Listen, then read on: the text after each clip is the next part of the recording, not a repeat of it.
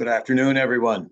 My name is Fred Kowal. I'm president of United University Professions, the nation's largest higher education union, representing, in the case of Downstate, over 2,200 dedicated physicians, medical professionals of all kinds, faculty, researchers. In a simple word, the people who make Brooklyn live, work day in and day out. We together represent healers, researchers, and teachers, but more than anything else, we are part of the Central Brooklyn community. We are the heartbeat of that community. And so we join together today on this virtual panel to discuss what is happening at Downstate, what potentially could happen at Downstate, and why it is so crucial at this moment in time for us to stop the plan that SUNY has put forward, and that, unfortunately, it's abundantly clear, the governor of the state of New York has also embraced. It's been a long fight to defend Downstate. I myself have been president of UUP for 11 years, and since I became president in 2013, we have been fighting to stop efforts to either privatize, downsize, transform, or close Downstate. This time, however, the assault is direct and clear. SUNY has made it clear, the governor has made it clear that their intention is to close Downstate. We must fight this. We must fight this for the good of the community in which we live. We must fight this for the good of the work that we do, the healing work, the research, the teaching. Today, our challenge, and I think it's one we embrace eagerly, for we are a union of education professionals. We are embracing facts. We want to talk about facts. We want to talk about a plan that would bring about drastic negative impacts, potentially tragic impacts on healthcare in Central Brooklyn, while also devastating the education of the next generation of healthcare providers, a need that our state and nation has desperate need of, the next generation of healthcare professionals. We need these trained, and by the way, we need the class of diverse professionals that Downstate graduates every year. We know that we have support in the New York State Legislature. Just this week, the New York State Legislature passed what are called its one-house budgets. It's basically like their proposal for where they would like the budget end up being. And in the Senate side, it was outstanding. Senator Zeldner Myrie has been a true star and an advocate for Downstate, aggressive, passionate, committed, and we have been proud to stand with him, all of us in UUP. And what's in that Senate one House bill is exactly what we need going forward. We also are calling on the Assembly. They have moved in our direction as well, as in the community's interests as well. We need them to come to where the Senate is and together for us to convince the governor of the error of her ways in embracing this terrible plan, so poorly designed, with no community input or input from those of us who do the work at the hospital. It is astounding that this plan is even being taken seriously by the governor. We challenge her to listen to what is said today, the facts, the reality from the experts who we as a union are proud to represent and to stand with. This panel is the first of three. There'll be one next Tuesday at noon and one Wednesday at 5 p.m. I urge you, if you don't hear enough about the reality of Downstate, join us again for those and encourage others to join in the community and elsewhere. Because at the end of the day, what we are fighting for, when we are fighting to maintain and indeed enhance Downstate as a healing, teaching, research institution, we are fighting for a cause that is just. We are on the right side of history. We are fighting for healthcare equity. We are fighting for racial justice because we believe strongly, and we stand by these words.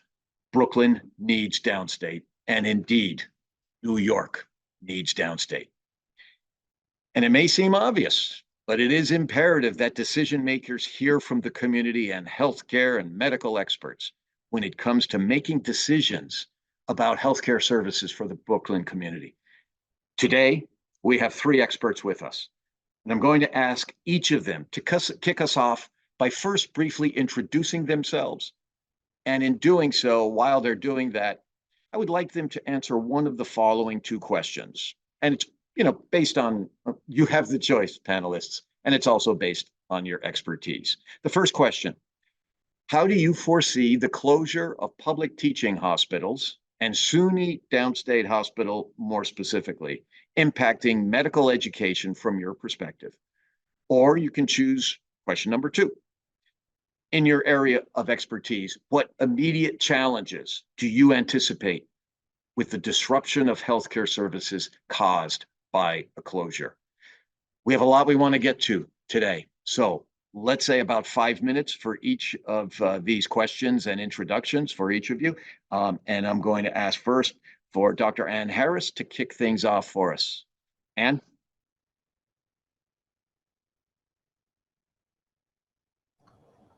All right.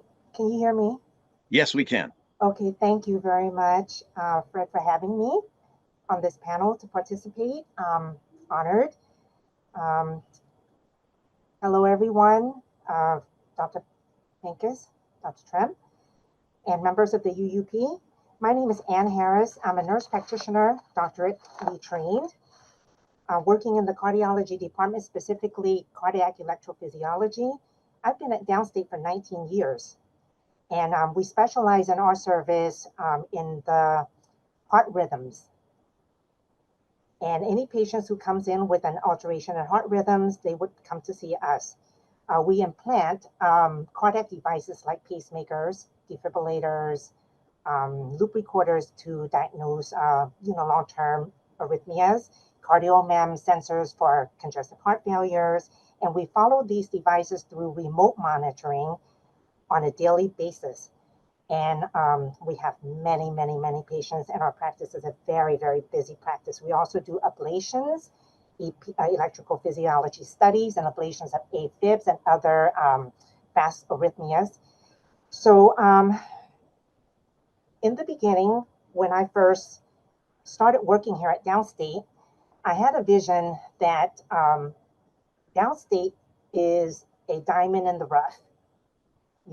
It's got a lot of potential, and it could inadvertently very much be I hate to use this term, but the Columbia Presbyterian of Brooklyn, because at one time we know that Columbia Presbyterian was in the same state that we were in, and somehow they were able to make their institution into the institution as we know it today. And I think that Brooklyn, in its uniqueness, have that possibility.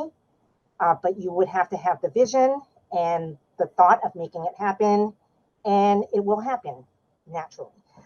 Since I've been here 19 years, though, I haven't seen much change going on, and I'm sad to see that. I'm hoping for change for the better.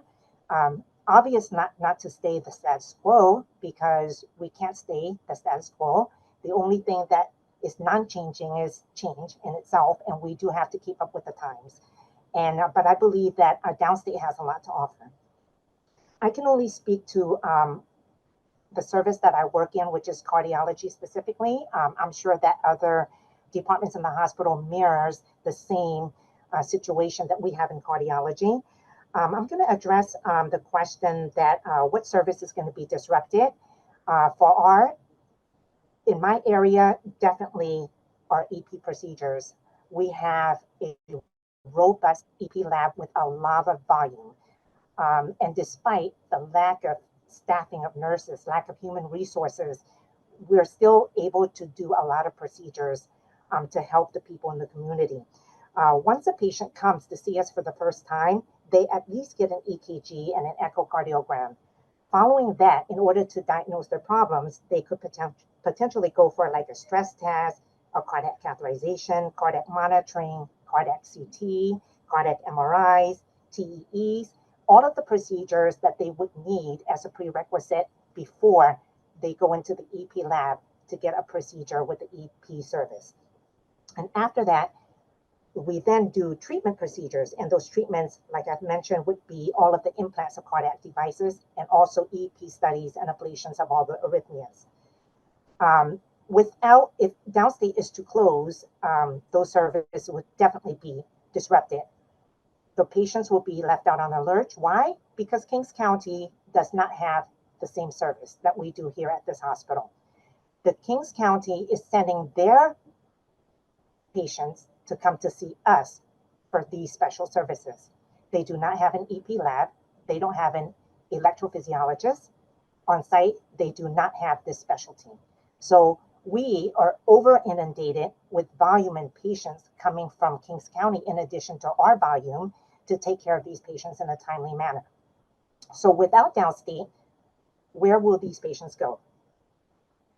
The next area of cardiology I wanted to speak to you about would be the cardiac cath lab. Okay, the rules have changed, right? So we don't do a whole lot of diagnostic cath labs because of the rules and the regulations of when we can do them. But we do have an interventional cath lab that does PCIs and interventional procedures for patients that come in with heart attacks or with MIs, right? And if a patient has a heart attack, you know that term, time is muscle. For every minute that the patient doesn't come into the hospital, once they have a heart attack or having signs and symptoms, you're losing heart muscle. So time becomes very, very important. And they speak about that golden hour, the first 60 minutes when a patient starts to develop symptoms and they could potentially have a heart attack. 85% of muscle damage occurs during the first hour. So it's very important that if the people in the community have a heart attack or signs of a heart attack, they come to an institution that could treat them, assess them, and treat them within that hour. They're not able to go to other places because Kings County does not have an interventional cath lab that can provide these procedures. The next closest hospital would be where? Probably Methodist Hospital in Maimonides, but transportation poses a problem in our community. And the thought of getting them there to those hospitals in time probably would not happen. So these two services would be severely affected if the hospital closed, and we exist for our patients. So if the patients don't have these services, it would affect them negatively. Thank you very much. I will now turn to Nelcia Trim. Nelcia.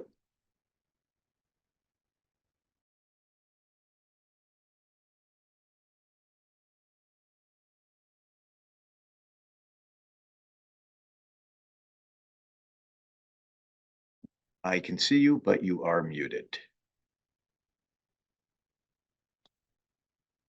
Okay, could you hear me now? Yes, that's good. Hi, good afternoon, everyone. My name is Nelcia Trim. I am currently the nurse manager for the medical ICU. I've been doing that for 4 years, but prior to that, I was the manager for the kidney transplant unit. I've worked in many areas in downstate. I haven't been there that long. It's just 39 years. I've been working there since 1985. So you could tell I have seen a lot of changes here downstate. I've seen downstate evolve. If you look around now, you could see a lot of people moving back into the community. There's a lot of buildings, people are moving back in. And this says a lot for Brooklyn. It says a lot for the downstate community. If downstate were to close, what's going to happen to the people? What's going to happen to our people in this community? We do such good work here. We have the Kidney Transplant Center of Excellence, the only kidney transplant center in Brooklyn. I mean, like, what are people thinking? We have to really get together and see that Brooklyn needs downstate, New York needs downstate, the world needs downstate. We have to get together, stick together, and fight this. The people that are in this community now are mostly of Caribbean descent, African American, and I don't want to say like migrants, but this is our community.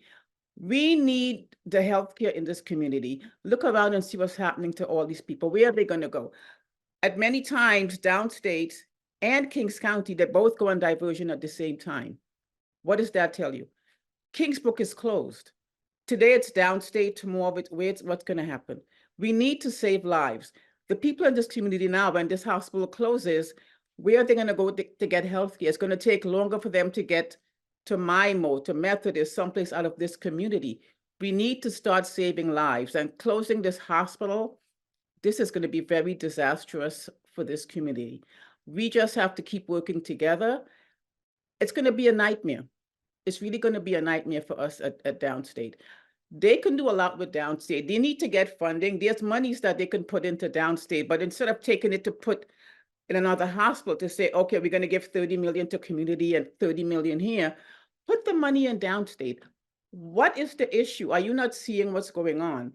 You have to be real. Look at reality now. Look at the numbers. Look at what's happening. Downstate is doing a lot. You're saving lives. Okay, the numbers that you're quoting, this has to be like how many years ago? Look in the future. This is going to be very devastating. This is a community that's coming together. It's really evolving. It's really evolving. And I just think that it will be a shame if this hospital closes. And for me, I don't think it's going to close. We've been putting up such a good fight. We've been going to Albany. We've been doing a lot. Okay, this union is really putting it out there. We just need the legislatures. Everyone needs to just stick with us. I know Zelnor Myrie, he has a plan, and I think we need to, we really need to look at his plan and follow this plan. The plan that he has, I think it will work for us in this community. We really need to be here. I mean, I love my job. I mean, if I didn't like this job, I would not be here for 39 years. I mean, this is the best hospital in Brooklyn, in Manhattan. It's the best hospital ever. We have good staff. We do good work here. We have a lot of the doctors here that the medical school, we put out so many good doctors here. I mean, what's going to happen to us? You know, this is it. We are Brooklyn. We are Brooklyn. And I thank everyone for joining and for listening. And we're going to do this. We're going to do this. I don't want to be long, you know, other people have to speak. So I'm going to leave it at that. Thank you very much for having me. Thank you very much, Nelcia. Yes, you've highlighted the reality that that somehow, some way, the state, for some reason, has abandoned its absolute obligation to fund a state hospital, which is what Downstate is, and for well over a decade now. And the money is there. The money is available. And the investment needs to be made. Thank you. We will now turn to our third panelist, and that is Matthew Pincus. Please go ahead, unmute, and please go ahead.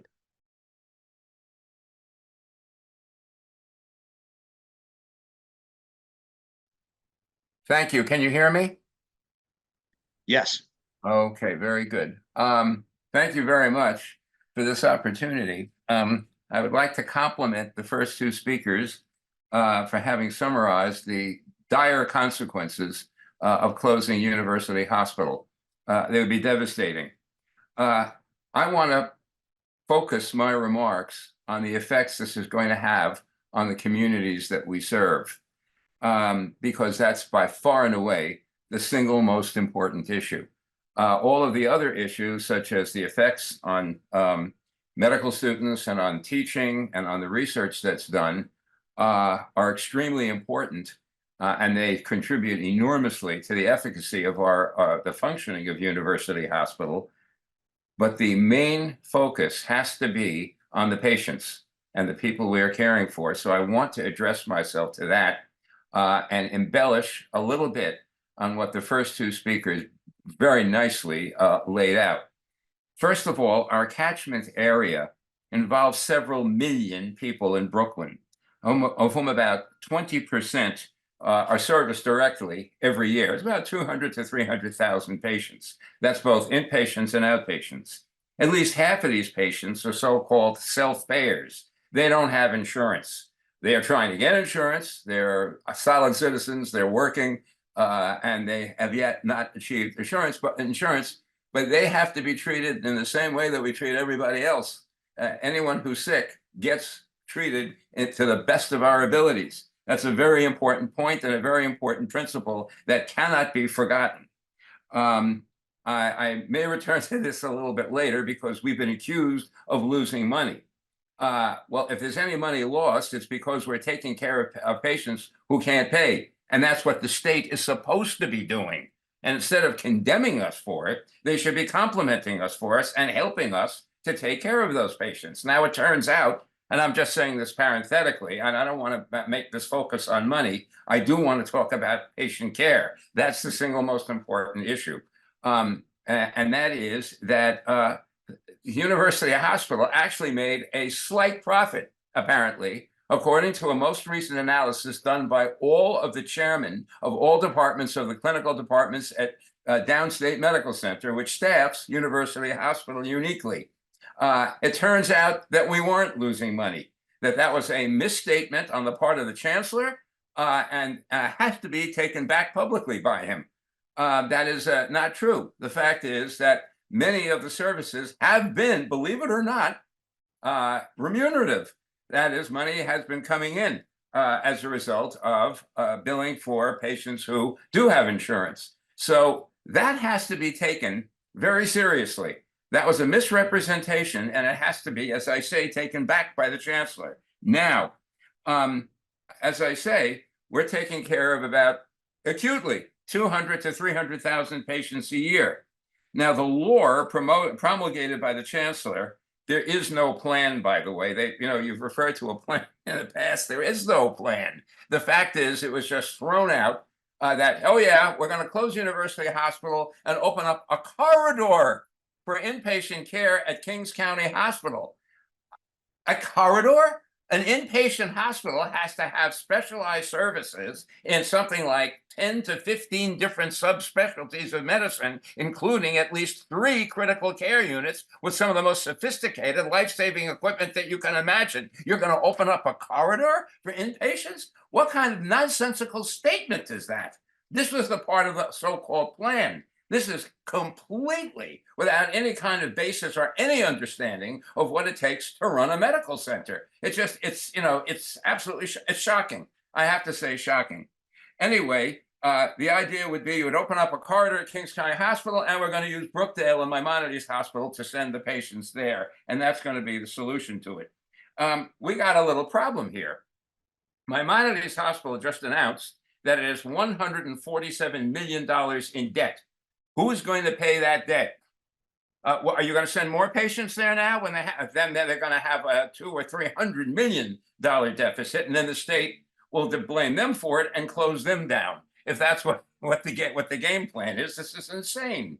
Brookdale is on the verge of closing itself. They are running into severe financial difficulties. How are you going to send patients to those hospitals when they can't accommodate them? Now, I just want to make one point that there was a very nice talk about the cardiology service at University Hospital that we heard a few minutes ago. It turns out that the functioning of the cardiology service at Kings County depends upon University Hospital. They don't have the space or the expertise to handle the patients they now have. And one of the things that I think you didn't point out, and which you did point out at the rally, was the fact that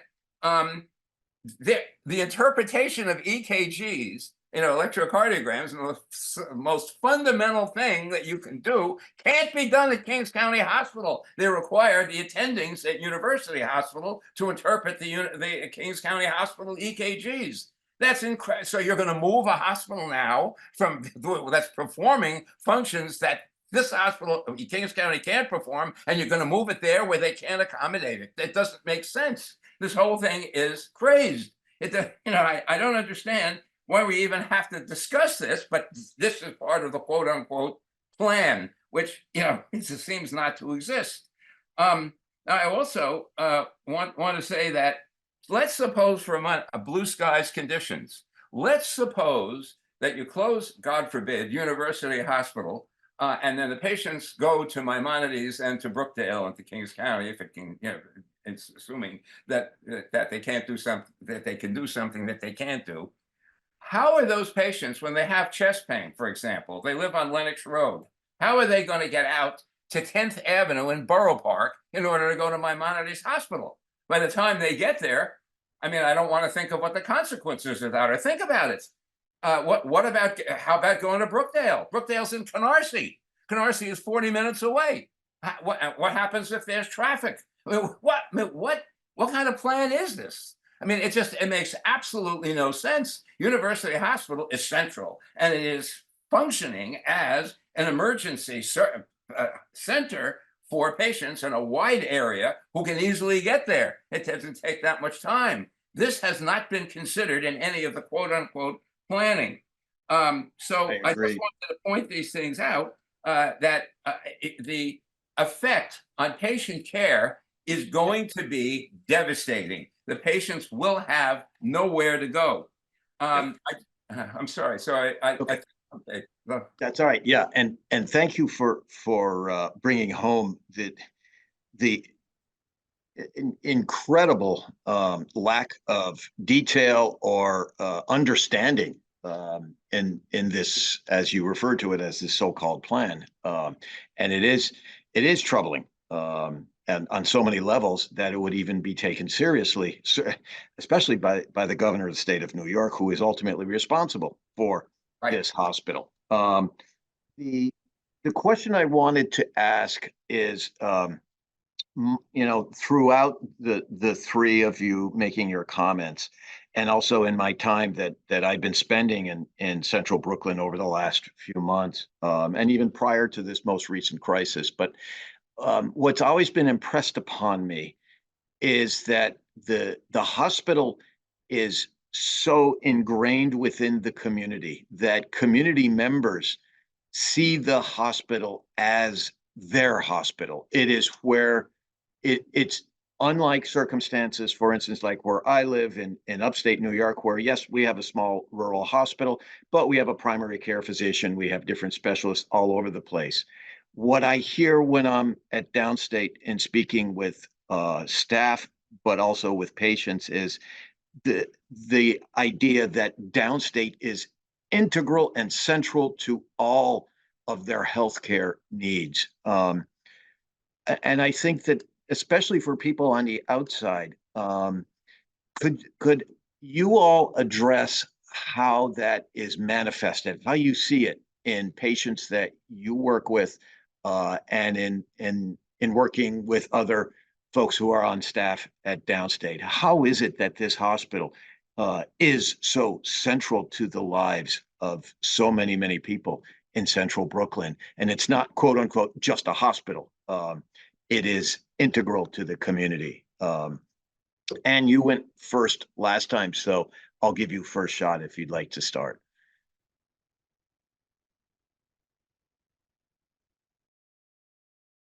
Oh, you need to unmute. Okay, you want me, Yes, right? okay, yeah. So we see, many patients, like I've mentioned before, and yes, recently, since these news about Downstate closing has come out into the media, I've gotten a lot of concerns from our patients, and I have heard many times, I can't even count now, about how much Downstate means to them, how much Downstate is part of their lives. They had their babies here. Their grandchildren were born here. And if they had deaths in their family, everybody came here. And if they have to lose their elderly mom or dad, they were here. They know the people here in this hospital on a personal level. I'm not saying in just like a provider and patient level. We are like a family.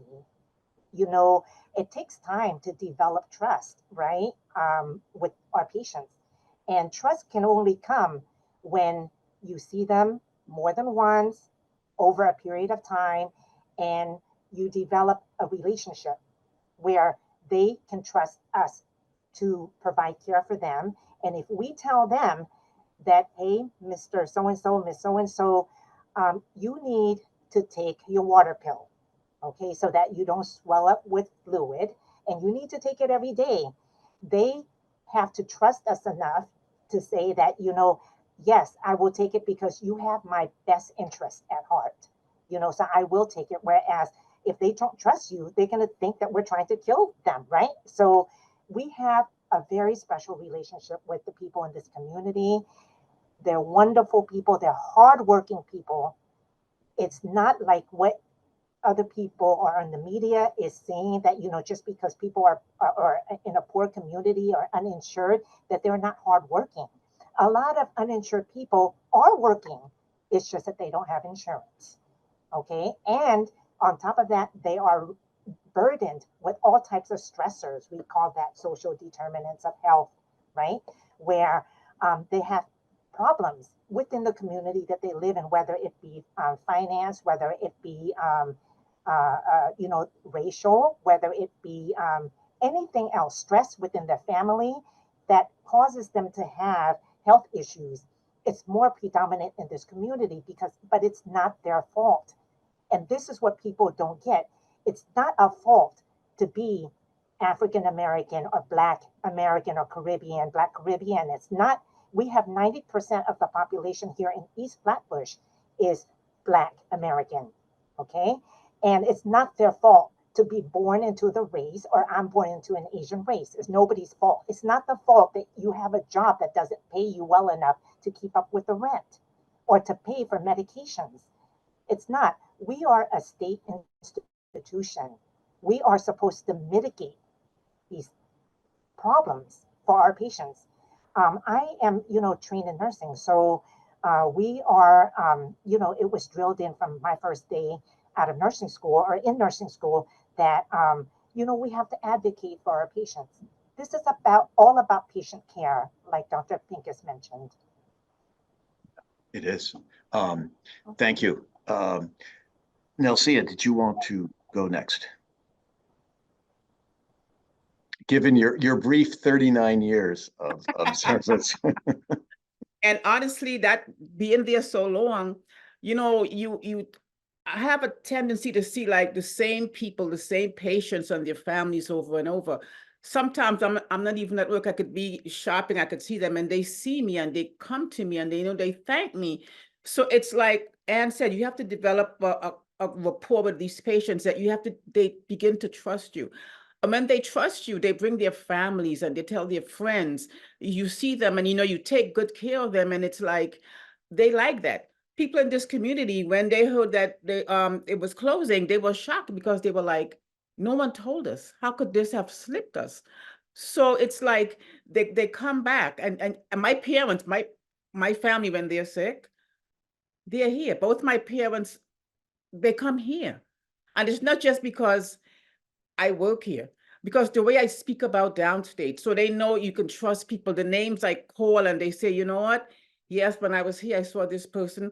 It's like a community in itself. It is.